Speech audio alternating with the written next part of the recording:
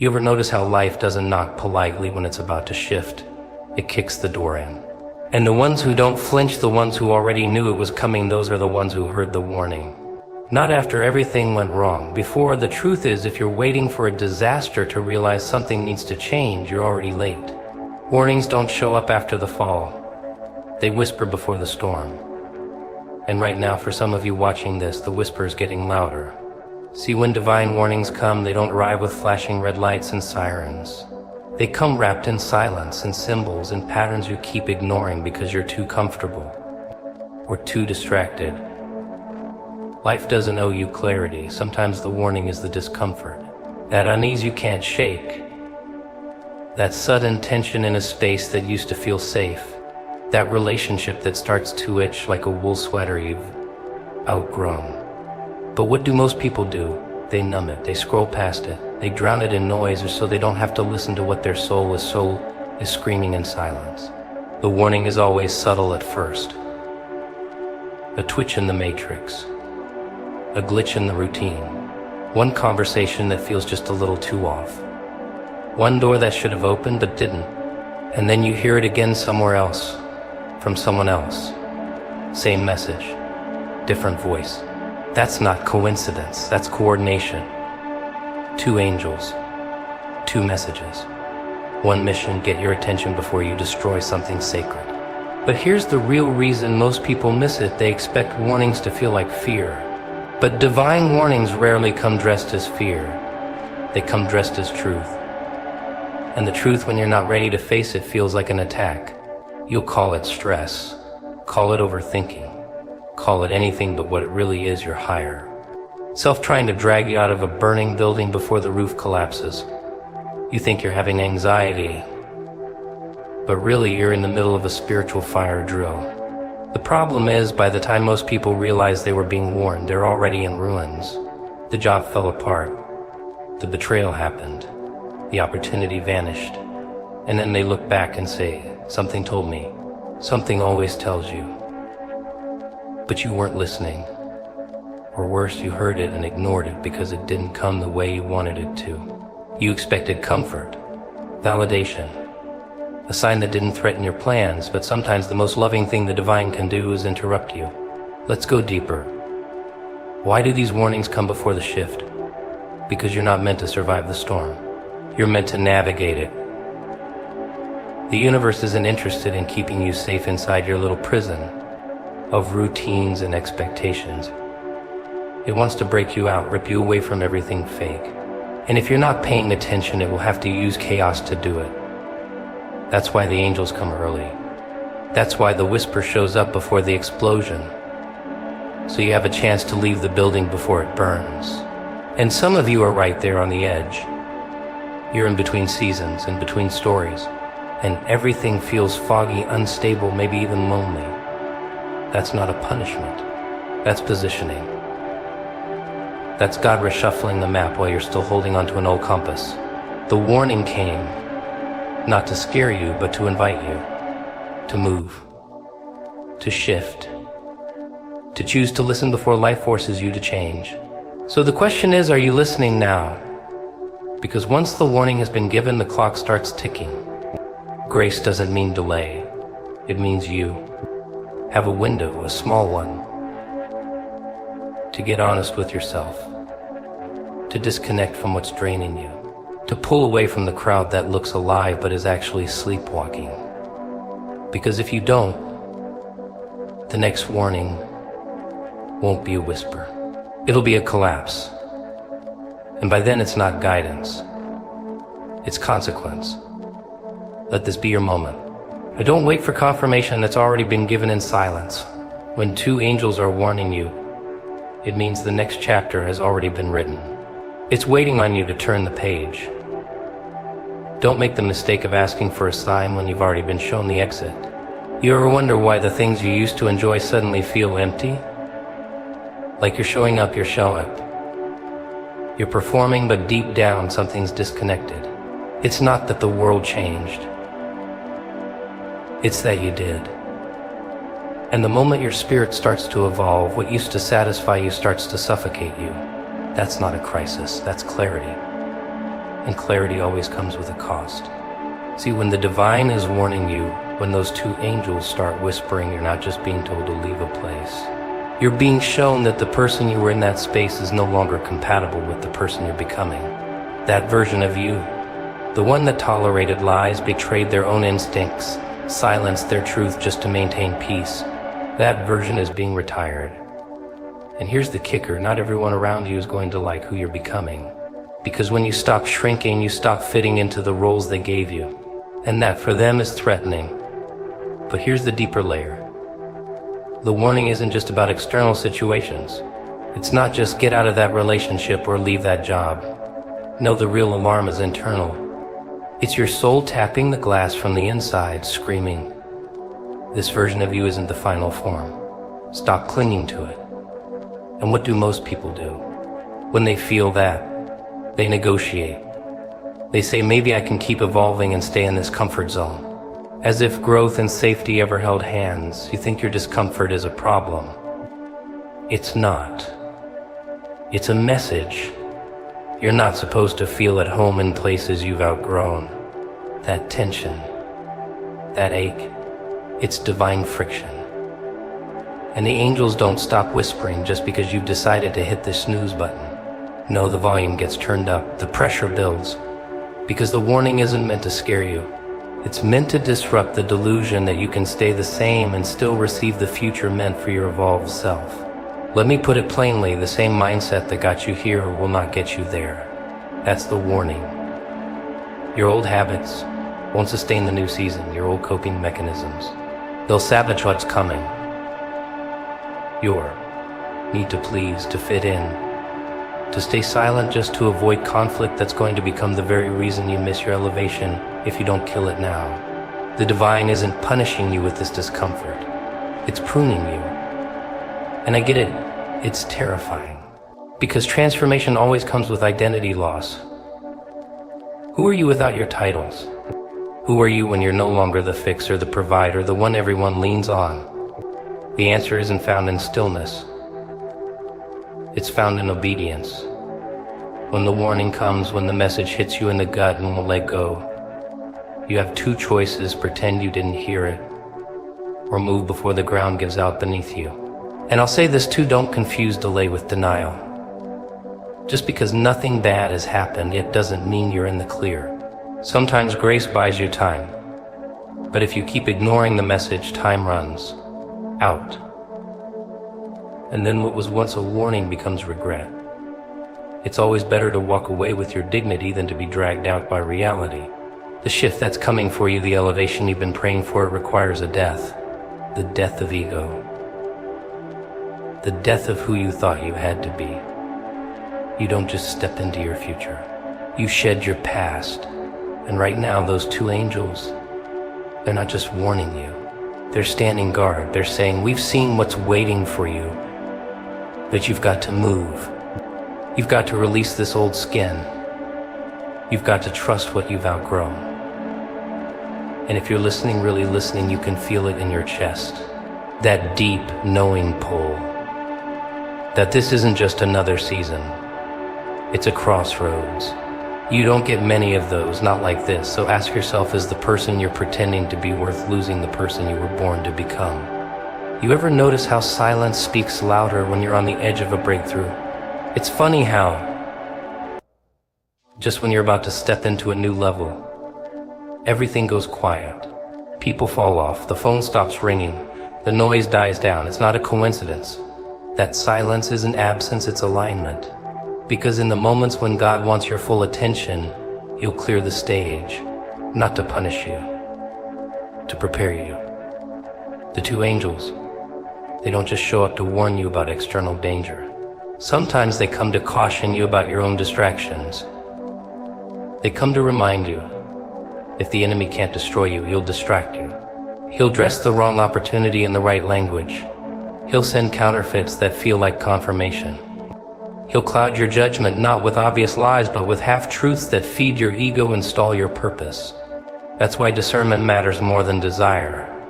See, desire screams, it says, I want it now. But discernment whispers, wait, this isn't it. And too many people miss divine timing because they don't want to feel discomfort.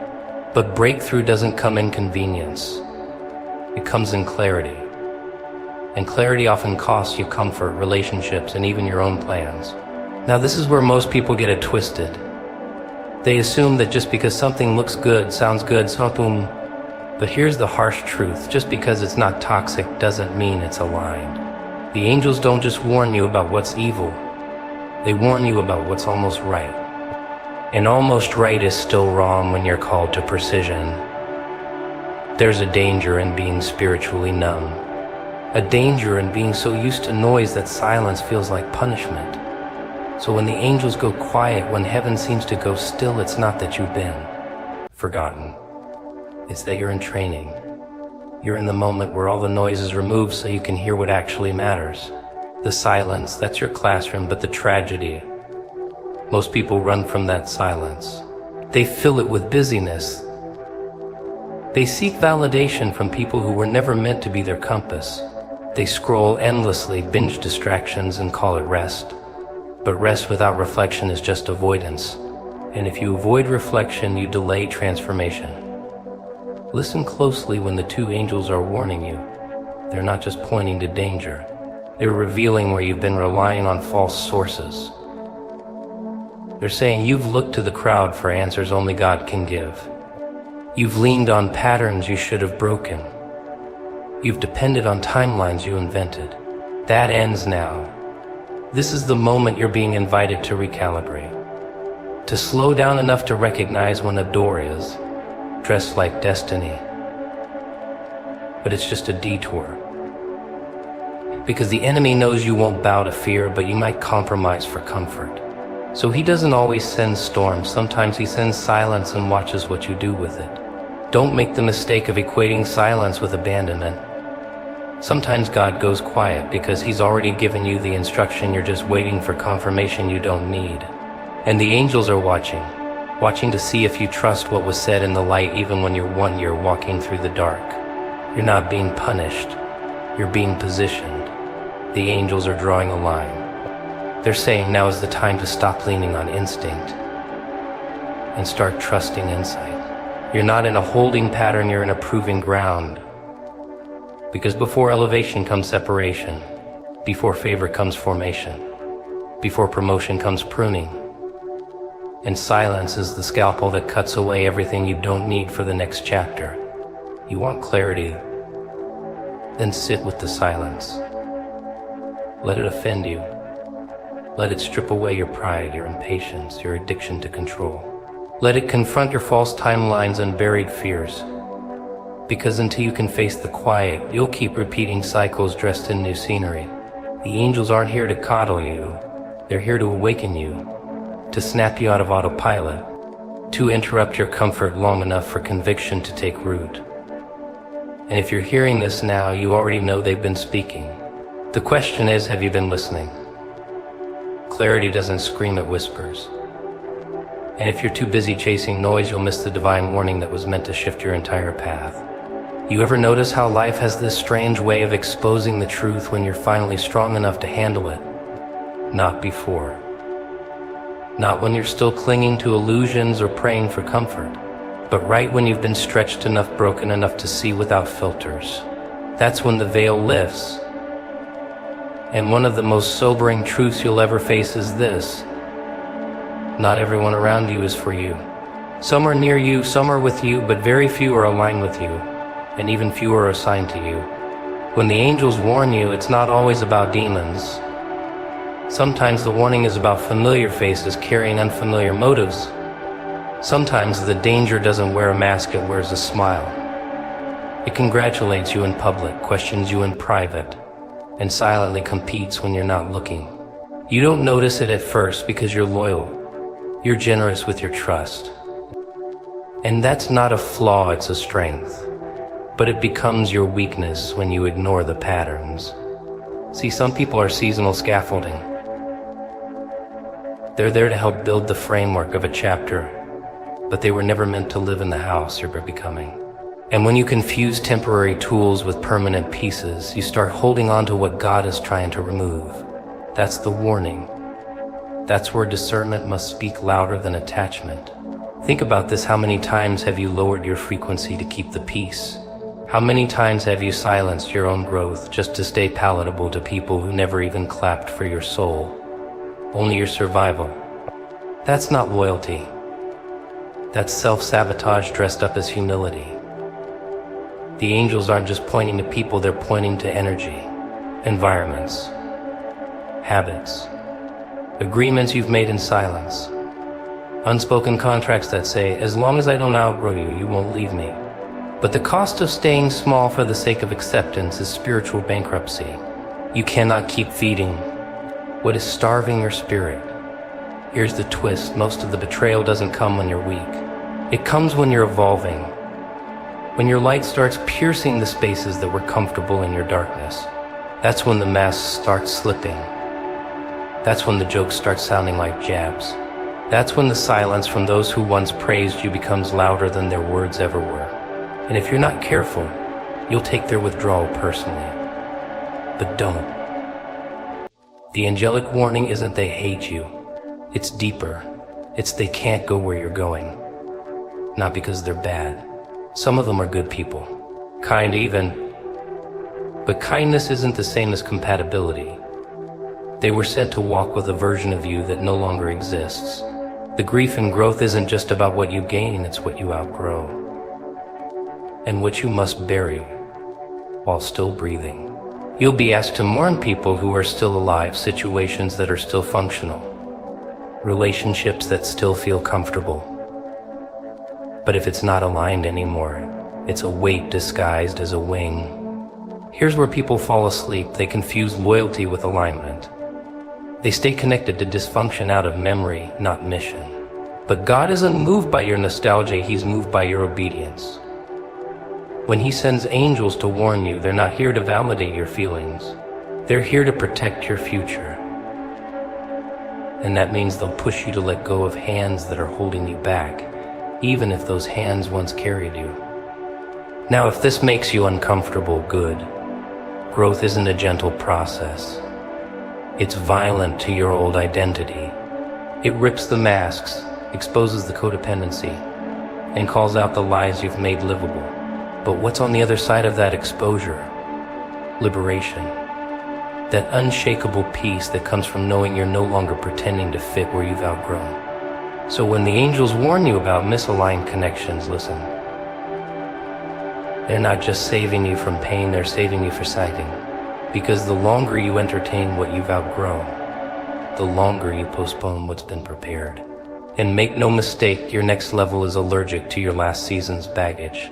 What worked then will wound you now. Stop feeding what's no longer meant to survive in your life. Let the warning awaken you not just to what's around you, but to what you've been tolerating within you. Because when you finally release what's not aligned, you make room for what's been divinely assigned. You ever wonder why some blessings feel delayed? Why you seem to be stuck in this limbo between what God showed you and what you're actually experiencing? It's not because the promise disappeared, it's because you're being held in position until you're ready to handle it without self-destructing. Sometimes the angels aren't rushing to rescue you, they're watching, quietly intervening when necessary, but mostly observing how you move in the in-between. Because that's where the real test is. See, people always talk about the promise. They glorify the outcome, the elevation, the open doors. But they rarely talk about the waiting room. That space where nothing makes sense, where you're doing everything right, praying, working, showing up, and yet it still feels like you're being overlooked. You're not. You're being observed, not by people, by the divine. By the two angels warning you not to blow your own future by reacting out of desperation. Desperation is dangerous. It dresses itself up as passion sometimes, or urgency, or even faith. But what it really is at its core is fear in disguise. Fear that says, if I don't move now, I'll miss it. Fear that says, I don't accept this offer, I'll never get another. Fear that causes you to settle for less just to escape the discomfort of waiting. And every time you act from that space, you shrink the promise. Not because God changes His mind, but because you alter the terms of the agreement with your impatience. Now here's the twist, not every delay is demonic. Some delays are divine. Because if God gave it to you now, in your current mindset, you'd sabotage it. You'd treat it like your last opportunity instead of your next evolution. You'd mix old fears into new soil and wonder why the fruit turns bitter. The angels see this. They're not withholding the blessing, they're protecting it from your unhealed parts.